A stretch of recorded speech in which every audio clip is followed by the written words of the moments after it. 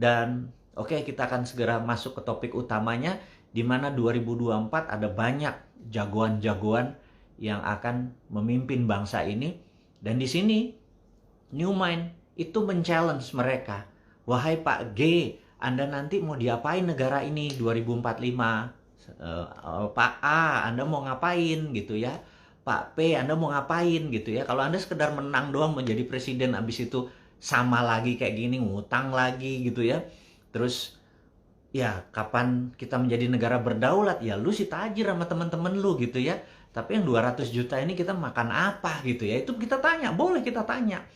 Bebas saja. Kalau dia jawabannya normatif, wacana, segala macam, ya ledek aja dia.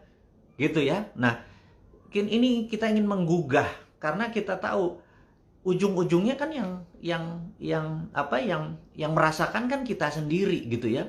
Terus kalau pajak dinaikin lagi, saya ingat jadi peristiwa misalnya cerita-cerita Hans Christian Andersen itu, kalau raja sudah mulai menaikkan pajak itu sebentar lagi ya ada pangeran ganteng yang akan menumbangkan raja tersebut, gitulah kira-kira. Itu cuman sindiran-sindiran untuk membuat ekonomi naik tidak harus naikin pajak loh gitu ya.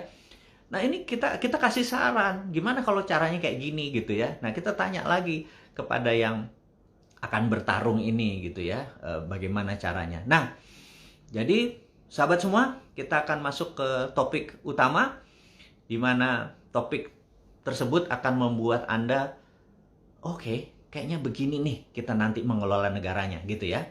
Berita yang sekarang bagaimana supaya New Mind ini bisa menjadi berkiprah di tahun 2024. Nah, inilah informasi utamanya. Teman-teman, jadi yang kita mau informasikan adalah Anda harus paham dulu bahwa untuk menjadi pemimpin presiden puncak tertinggi, karena Indonesia negara presidensial, itu biayanya saat ini dihitung adalah sekitar 9 sampai 10 miliar. Oke, kita ambil yang tertinggi. 10 miliar, maaf, angkanya salah. 10 triliun rupiah kita ambil. Kenapa 10 triliun? Itu harus diurai dulu. Kenapa? Karena tiket untuk ini yang jadi masalah. Kan threshold kita ini 20%. Jadi partainya harus 20%. Bayangin, nggak ada saat ini partai yang 20%. Mau nggak mau, siapapun yang mau jadi presiden harus membeli partai. Setuju ya? Misalnya partai P, dia minta 200 miliarnya kan dari langit. Sekali lagi ya, ini hanya untuk ilustrasi, for the sake of discussion gitu ya. Partai B dia minta misalnya 200 miliar gitu ya. Nah untuk 20% ini udahlah angka dari langit, mungkin 1 triliun deh yang dibutuhkan. Ini dagang sapi, tapi itu realita. Karena kita saat ini thresholdnya 20%. Kalau thresholdnya 0%, Bosman udah maju duluan, apalagi independen gitu ya. Boleh independen seperti gubernur boleh independen, bupati boleh independen, presiden kalau independen maju kita. Walaupun moderat ya, modal dengkul urat ya, modal bismillah doang gitu, maju kita gitu. Ujung-ujungnya kan kalah terhormat deh, bukan daripada ngomong-ngomong doang. Tapi gimana mau maju sekarang? Partainya belum ada. Nah, angka 1 triliun itu kira-kira untuk membeli partai, membeli perahu. Setelah kita punya perahu, itu nggak sederhana.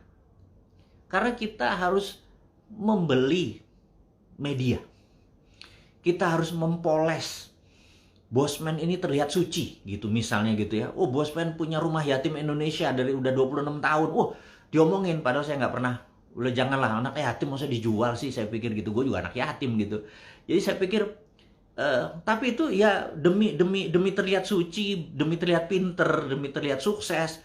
1 triliun lah dananya untuk membeli media, membeli endorser gitu ya, segitu. Nah, kemudian yang tidak kalah penting gitu ya, yang tidak kalah penting adalah membeli saksi. Bayangin, kita tahu bahwa kalau main di permukaan di dunia politik itu ada dark side-nya, ada sisi gelapnya gitu ya.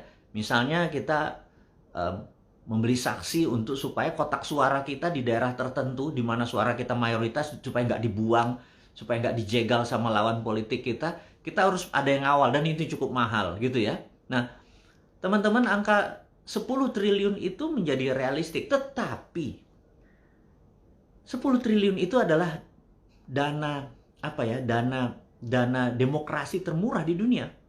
Di India tuh perlu 20 triliun. Mungkin ada yang 30 triliun. Narendra Modi itu 30 triliun rupiah mengeluarkannya. Si Hillary Clinton kemarin mengeluarkan duit hampir 30 triliun, 2 billion dolar, kalah juga gitu ya.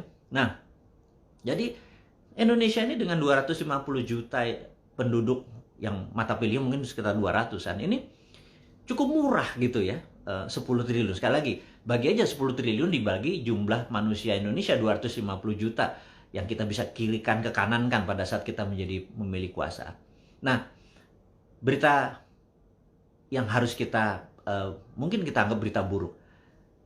Siapapun yang nanti di tahun 2024 yang sekarang ada di etalase politik ini, kayaknya nggak punya uang 9 atau 10 triliun itu gitu ya.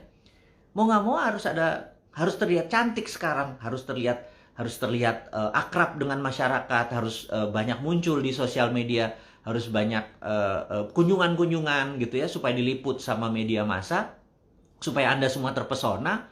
Nah, tujuan terpesona tuh apa? Untuk bohirnya, untuk sponsornya, untuk oligar-oligar ini yang punya duit kan oligar. Wah, kayaknya dia deh.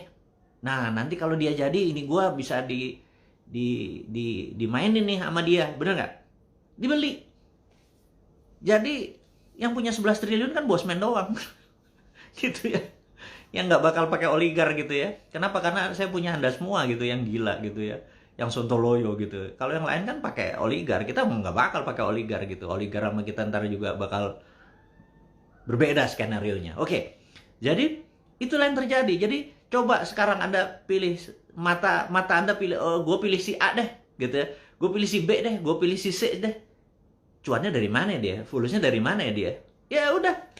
Gitu ya. Nah, ini sebuah realita kan, kita jadi waduh gimana nih kalau pemimpin kita 2024 masuk aja udah terpasung gitu ya. Masuk aja udah terpasung gitu.